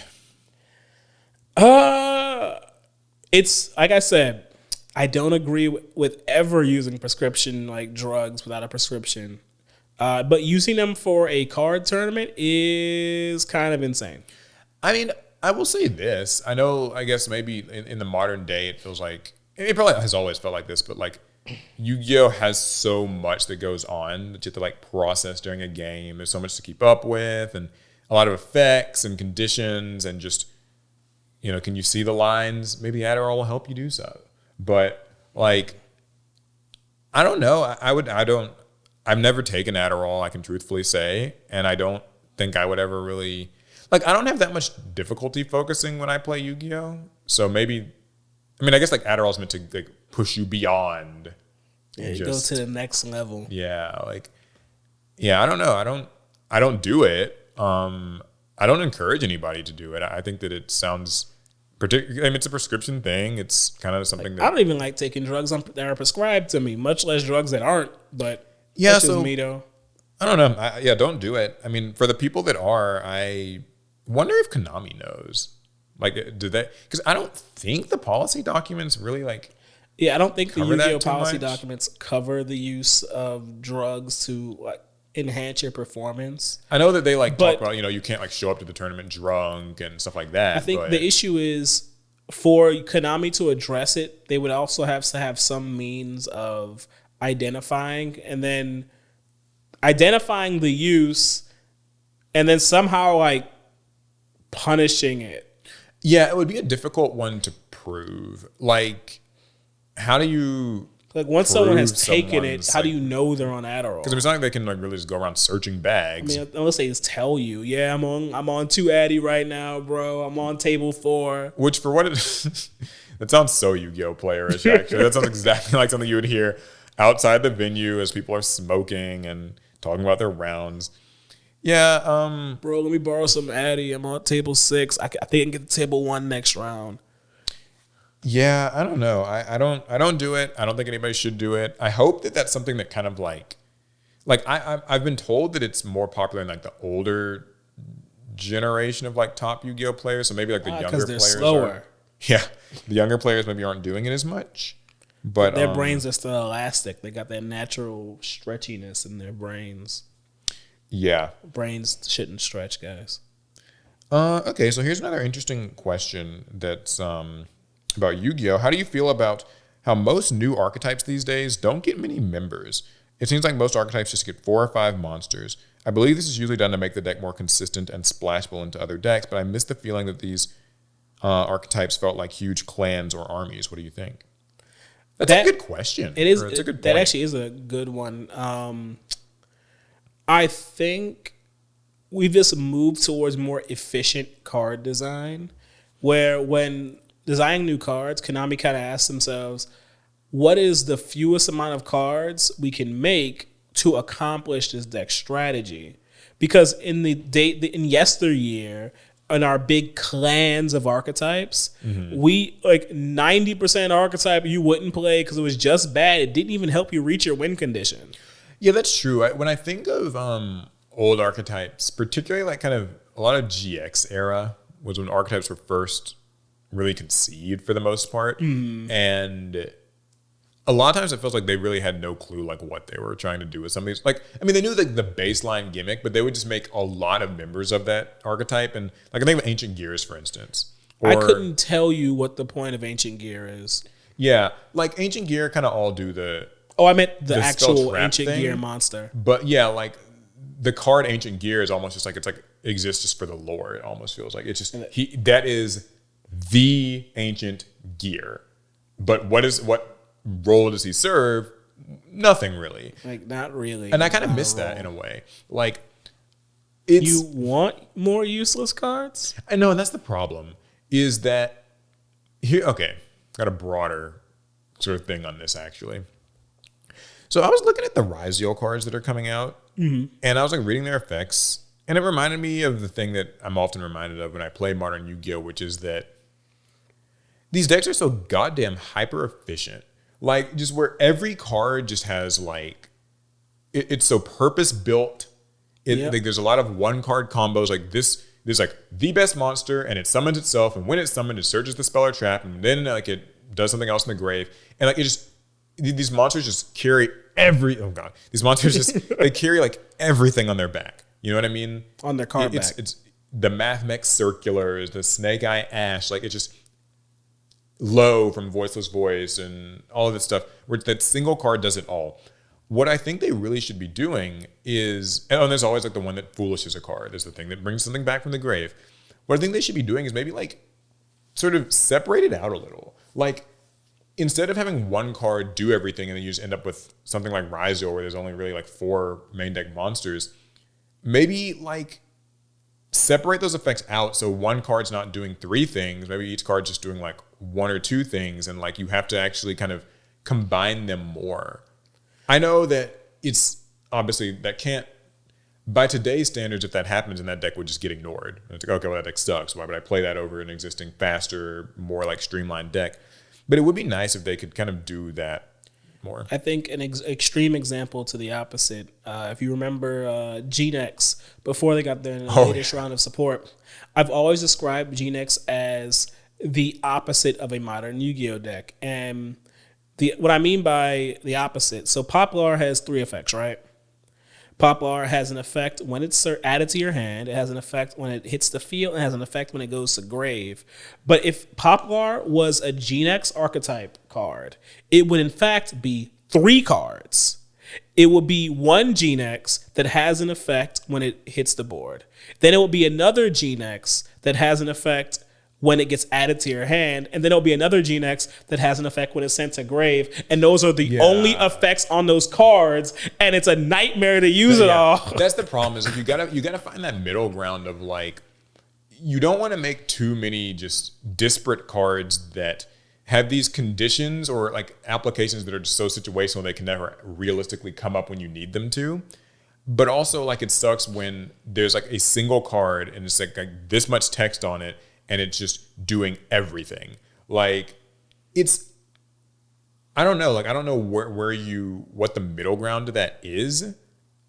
But I don't like where it is now, because I agree with this person. I do think that even if we just look at it from a flavor angle, right? Mm-hmm. Like kind of taking the design mechanics out of it, it's kind of boring. Like, it's just like, I think of maybe sprites where they kind of feel similar. It's like, okay, this one summons itself and searches the monster. This one summons itself and searches the spell and trap. This negates spells. This negates traps. And those are your sprites. And it's kind of like, and I know it goes like a little bit further than that, but I do sometimes think like it's just like, okay, you just run these like 3 sprite monsters, and then like this person points out, whenever you have these like lean little engines like that, like Tempai and others, then you get to kind of cram in a bunch of hand traps and or even entire other strategies. Or like other engines, because it's, you know, it's just so compact and efficient. Yeah, it's compact and efficient. It's like 3 of this good thing and then 1 of this semi-brick thing that it can like search, and that's the whole engine. Yep. And it's like, man, it is kind of dull. Like, I do miss sort of archetypes having, like, Blackwings had like so many Blackwings. And sure, you didn't really run many of them, but there were a lot of choices. Look at Six Samurai, a very large archetype, and you're not running like even though there are like 46 samurai, you're running like 6. No, you're probably running 4. Yeah. So I think you're right. That's all I can say about the question is I miss slightly larger archetypes. I don't know what that like perfect kind of I think it already exists. center is. We kind of passed it up, then we moved on into what we are today. Yeah, you're probably right. I think that they were there probably around like 2015, 16, like would be my guess of kind of when archetypes felt pretty. I don't know, because Thunder Dragons are a little over-designed. Oh, that was like 2018. Was that 2018? Mm-hmm. Oh, okay, never mind. Then maybe 2015, 2016. Although even in Thunder Dragon's case, I think that they were pretty well designed in the sense that like no single Thunder Dragon did it all. But they also, came pretty close. Like those were some like chunky effects. Yeah. Anywho, the next question is, do you ever find it hard to engage in online communities for your hobbies? I play Magic heavily, and the Universes Beyond controversy has caused a negative reaction for many that dominates a lot of the conversation online. I almost find myself enjoying my hobbies more when I don't keep up with the latest news. So, that's a great question for me. Mm-hmm. Yeah, I don't. Pop off. Yeah, I do not really. I know this is YouTube and I'm a YouTuber, so this is very hypocritical for me to say, but I actually do not indulge in my hobbies online with like a community. I am not a part of any Discord servers. I'm not a regular Redditor. I don't tweet. I don't make Facebook posts. I'm not in any like Facebook groups. I mean, you said you're like a Reddit lurker though. Like you're a lurker. I do. I lurk on Reddit. And I've lurked on these websites. I don't participate. Yeah. And I don't really feel a compulsion to do so. I never did. Why not? Or whatever. Well, I don't care what other people think for the most part, and I don't really care if others know what I think, which I know is hypocritical because I'm on a podcast on YouTube. Yeah, no, this is a great question because I feel the same way, like more or less. I mean, so, you know, last week we were talking about like with the Game Awards nominations, and I was saying how I find myself, I guess, feeling a little bit like a stranger in like an outsider because I'm like, people are so, like I was seeing these people who are like so angry that like this game didn't get nominated for Game of the Year, or like some review outlet gave this game a poor rating, and like, how dare they, these clowns. And I was always just kind of like, it doesn't really matter that much to me what other people think of like the fandom that I'm like a part of. Almost to your point, I sometimes don't even know if I like call myself a fan of certain things because like that kind of comes with the connotation of like, oh, like you're a this person. I do think I'm a fan of the things I like. Yeah. But I don't think I would say I'm like in the insert like IP fandom, if that makes sense. Do you get what I'm saying? Yeah. Like for me, you know, I lurk. I know what the fandoms are talking about. I'm not. Yeah. Like, so for instance, sometimes like I follow a lot of competitive Smash Bros. I've talked about that a lot. Mostly like Melee and Ultimate, mostly a lot more Ultimate lately. And like people get into these like, you know, fierce, bitter discourses about like matchups, tier lists, player rankings. And I almost like find it kind of difficult to read because I'm like, there's bunches of bad faith argument. There's people who, you know, there's loads of double standards and just, there's kind of like an everyone complains about everything mentality where it's just like, oh, this character won this last tournament. They're broken. They're cheap.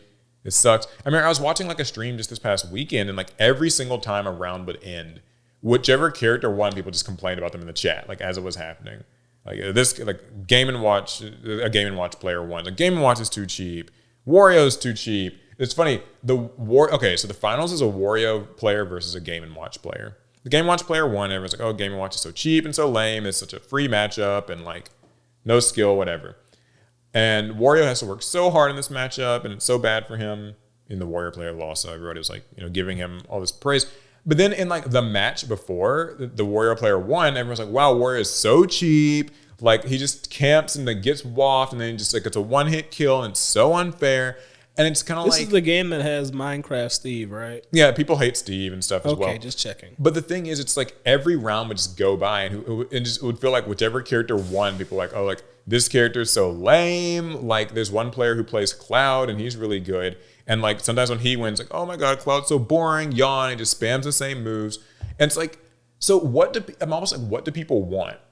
They want to win the tournament. Yeah, ultimately they want their favorite player to just like win. And no. They want to win the tournament. It's a moving target. Essentially, I want whatever character I play in said game to win the tournament because that reinforces to me that if I just put in some effort, just some, not a lot of effort. Yeah. I just put in some effort. That could just be me. That's my main. Like, I do think there's some living vicariously through. Mm-hmm. You pick your horse in the battle. You're like, this is my favorite player. I love to see him win. Why? Oftentimes it's because you get to feel like believe you're winning you see a bit of yourself in that player. You followed them a long time. You're invested. It's like in sporting events. You know, I'm a Saints fan in the NFL. When the Saints win, I feel great. So I'm depressed right now. Anyway, like. The Saints winning has nothing to do with me. I can't go out and beat the worst football team at football. I couldn't beat a high school team at football as I am right now. But as I am right now. but I still feel like I care how my team does, and that's how it is in gaming too. You want to see your team win because. It's like if you won. Similar thing with Yu-Gi-Oh! Actually, I saw a Reddit thread. This was just a few days ago. It wasn't anything like super controversial, but it was just like one of these threads where people are like, what like bad old deck would you want to see like get support so it can become meta? And people are like naming these archetypes, and it's kind of like, it got me thinking, is that like really what you want? Because the same sorts of people who are like posting on this are also like, I hate the meta, right? Mm-hmm. Like there's kind of this agreement that we all have, this unspoken rule that like you kind of hate whatever the current meta decks are. We hate Snake Eyes. We hate Tenpai. Yubel's so annoying and broken. But also we want our favorite deck to get support so it can be meta. You'll always see these people like, do you think like Blue Eyes can be meta one day? Do you think like, Raid Raptors could be meta? Do you think like whatever my favorite like deck is? I promise you don't want and that. Like the thing is, if your favorite deck becomes meta and it gets like all this good support, then everyone's going to be playing it. It's going to be expensive. People are going to hate you and like discredit any skill that you might have whenever you do win with it. And like overall, everyone's just going to be clamoring for it to be like nerfed to the ground and all that. So it's kind of, there's like this weird dichotomy of everybody wants it until it's kind of there. It took me a long time for that to finally happen to me. Yeah. You remember when I built Yubel? Yeah, that's true. I wanted to build Yubel long before we knew about the newer Yubel support that would push it over the edge. I wanted to build a Yubel deck. We already knew Yubel was in, right? It was a deck that relied on Super Poly, and if it didn't happen, you just lost. But I was fine with me. I built the deck. I had my fun, or at least that's what I wanted to do. Soon after, like the first round of Yubel cards came out, we got our announcement of our second set of Yubel cards, and then suddenly it's like the deck is it's good, it's broken, it's expensive, and also like out of nowhere, the Nightmare Throne field spell, $60 was it? Yeah, $60 a copy, and I couldn't get them at first. Yeah, you couldn't even get the cards, and now like Phantom of Yubel's out, and then eventually like the stuff starts getting hit on the ban list, and it's like it. Bruh, it's not worth it, yo. To get back to the original question. What was the original question? The original question was just kind of talking about like, participating in like kind of online fandoms and Discord. Oh, we moved around. Yeah. I guess to just answer that more, I lurk. I just lurk in my favorite like communities. I like to know what's going on, but I can never really participate because I just feel like it's loud and oftentimes it is negative. Even in Yu-Gi-Oh, I have taken a step back from putting a lot of my opinions out there. Like anybody who watches this channel knows, like I used to do like these Paul talks and I'd always be like, oh, like this things are so expensive, the meta's so crazy, like, these cards are so like unbalanced and here's how Konami needs to fix it. Nowadays I'm kind of just, I'm big chilling, like listen, whatever's going to happen with this game is going to happen with it. I'll build the decks I'm going to build. I'll play my Master Duel. I'll kind of just let it ride because... But Paul, what about the engagement you get from the monthly Yu-Gi-Oh! Is Dying video? It's tough, but I'm going to have to give it up. Dang. I'm trying not to make a Yu-Gi-Oh! Is Dying video every month. So this person kind of talks about it with like Magic and Universes Beyond, which I'm not like, I'm not on like the Magic subreddit or Magic Twitter too much. I mean, it's not very different from Yu-Gi-Oh! The world is burning and it's not getting any better. Yeah. I will say this. I've seen people complaining about Universes Beyond. Like sometimes it makes its way onto my like Twitter timeline for a few days just because. And I see how like if you're a Magic player and you're just either you don't care about any of it or maybe you are excited about a given Universes Beyond sort of collaboration, that this would just wear you the fuck out. Well, because like with Konami, Wizards is doing what they want to do, their strategy for the success of the game. It actually has nothing to do with your personal enjoyment of the brand or game. It's not for community management. They're just gonna do what they do. That's why Konami makes decisions that make all Yu-Gi-Oh! Players groan, and they'll just keep doing it over and over again. And Wizards is doing the same thing. These game companies are doing them, and we let that get us all twisted up, and now we're yelling at each other online when, Jimmy42 did not create the SpongeBob Secret Lair set, and Wolfboy73 did not, like, he didn't make the ban list that banned the cards you needed for your favorite deck in Yu-Gi-Oh! Like, we're yelling at each other over things that these companies are doing, and there's really no reason for it. That's probably the number one reason why I lurk, because there's no person online that actually deserves my anger. Oh, that's a way to put it. I do think that there's not anybody online that I really would want to engage with. I think like I could sit and just like argue with random users all day long, but like to what end? Right? Like, I mean, to what end? Like, these companies are going to do it. Like, you can argue about like whether or not, like, okay, here's a last quick thing I saw. I saw some people arguing about like who's that new Magic mascot animal creature thing? Oh, Loot. Loot. Yeah, Loot. And people are apparently like don't like Loot. I like Loot. And so there have been like a lot of posts. I've seen like at least 2 or 3 major like pop-offy tweets where they're like, Loot's hideous. I don't like it. Get it away from me, Wizards. You can't make me like him. And they'll get like a lot of likes, and people are kind of like in the comments either agreeing or maybe saying like I kind of like it, or whatever. And I'm just like, it's not like it really matters what any of us think. They're gonna just keep like making more Loot cards, like, and it's one card out of the massive set. I mean, yeah, you're bound not to like some cards in a set. You're not making a huge statement here. Yeah, so I don't know. It's a social media thing, maybe. Like, it feels like maybe we're just encouraged more to just have opinions on it all. I mean, because you win internet points when you have opinions that people agree with. Yeah, yeah. So, a good question. I mean, I certainly agree. It is sometimes difficult to really engage in these online communities, so it's sometimes better just to not really take a step back. Anyways, this last question is kind of fun. This person asks us about Final Fantasy XIV.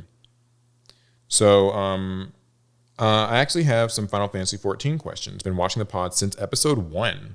Wow. Day oneer. Since you both mentioned being pretty active players, what jobs do you main or enjoy the most? What are your overall thoughts on Dawntrail? And do you play Triple Triad, just to bring it back to card games? You can answer whichever of these you want, because he mentioned, there was obviously... I am a Dark Knight main. Yeah, we play Final Fantasy XIV. It's hella fun. Certainly recommend doing it. There's a free trial that takes you through, what is it at this point? Like Shadowbringers now? Does it get you through Shadowbringers now? Or is it still... At least Stormblood. I know it's definitely through Stormblood. Yeah, we play the critically acclaimed MMO. And it's a lot of fun. I play White Mage and Black Mage. Paul is boring. I like my wizard classes. I play casters in every single... like any game that allows you to like pick a class or whatever, I tend to play the caster type of roles. I pretty much want to play Dark Knight since the beginning. I want Dark Knight as a giant great sword, and It's edgy. It's really cool. So I want to be a Dark Knight player, and that's what I do. Should Dark Knight be a tank? I don't really think so, but it's a tank in this game, so I mainly play the tank role. My subclass is Reaper because I decided that I'm just going to play every edgy class. Yeah. And as you can imagine, Reapers wield a giant scythe, and they can have like a cloak and be possessed by a void sent demon. It's a whole thing. Yeah, and as for not Stormblood, but Dawntrail, it's the most recent expansion that the game's gotten. We just completed the latest main patch. Scenario. Yeah. General thoughts on Dawntrail? I know like some people are sitting here listening to this and they're just like, what the fuck are these guys talking about? Bear with us, I won't start playing and you'll learn. Yeah, start playing, you can catch up and learn about it yourself. But to to keep it kind of brief, I mean, I enjoyed the Dawntrail expansion in terms of like kind of combat content. Like the battle content was all very good. Oh yeah, some of the most difficult dungeons we've ever played. Yeah, refreshingly difficult. I think that the dungeons really keep you on your toes. The story was a little bit slow at points. Like I feel that I'm trying not to like spoil the story. I'll just say that I think the first half of the story is a little repetitive. Like you kind of like sort of do a lot of the same thing to have the same points reiterated to you over and over. Mm-hmm. Some people find like the character Wuklamat to be a bit overbearing. I sort of agree. I think that the story would have benefited. That's because you have bad taste. I like Wuklamat, but I think the story probably would have benefited from just like having you do more rather than just like talk to her and have her just have these expository like, here's what's going on, here's how I feel, here's what we're learning, here's what you think, here's what like, maybe have the story like make you do more and stuff might have been good. And then the second half of the story is kind of out of nowhere, but I ended up liking the messages and themes. So I think Dawntrail is a story that is, and that, for context, guys, we keep talking about the story because in Final Fantasy XIV, the expansions are heavily story based. Yeah, it's a very story driven game. There are like lots of like kind of post game like content, dungeons, raids, and all that. But the main point is the story. I mean, you're playing a Final Fantasy game. That's kind of why you're here. Mm-hmm. But the Dawntrail story it's on the rougher side compared to some past expansions, and only because this expansion story takes a while to kind of come together, and for you to feel like really good about it, you kind of just have to finish it. Like up to where we are right now, I think it takes that long to actually kind of to enjoy it. Overall, though, that's not a good thing, but it's not the worst thing. I still like many things. Like honestly, with the last question, don't take it from us. Play the game yourself and like find out if you like it or not. Find out if it's good or bad. I mean, I would certainly vouch for the general 14 story. Very good. I think that it takes some time to get going, and there's so many expansions you have to play through. So it is like a tall ask. That means there's a lot of game you can play for free on the free trial. That's true. Like I've been trying to get my sister and my brother-in-law to play Final Fantasy XIV because they were like, oh, like we kind of want an MMO to sink our teeth into. And the biggest daunting part for them is feeling like so far behind, like starting from zero and having to like learn about all of that. And there's a lot of cutscenes and a lot of just places and stuff, but still, I think it's like worth. It makes for a fun ride. It makes for a fun ride, particularly if you do have someone that you can play it with. Mm-hmm. Even if it's just one other person or a group of friends, it's I think that helps too. But yeah, I think that's it for our pot. Yeah, that's it. The pot was pretty good this week. Gotta say, no one laced it with anything too sinister. Fentanyl. Yeah. Just up the age rating on the video. Yeah.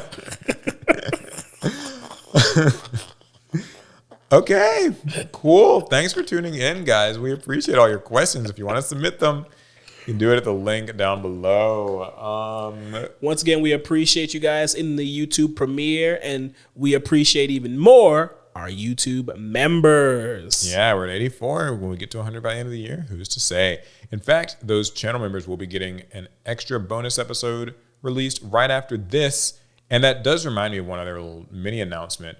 We have, with the channel members' permission, started to publish some of the older members only episodes from like a couple months back. Oh yeah, we have been doing this a while, haven't we? Yeah, we've been doing like these member only episodes for about like 8 or 9 of them so far. So I think this will be the 10th today. And I was like, okay, well, once they're about 2 months old, I can like start just releasing them for everybody to see. But I wanted to make sure that was okay with the channel members. So I did ask in a members only post. And one person said yes, so Paul hit publish. Yeah, that's right. No, yeah, people generally agree. They're like, yeah, sure, that's fine. And some people are just like, oh, I just support the podcast just because. Like, I don't care if the members only stuff is members only. Like, they were just like, we appreciate that. So. Cool. That's going to be it. Then we will see you guys in the next one. Pass turn.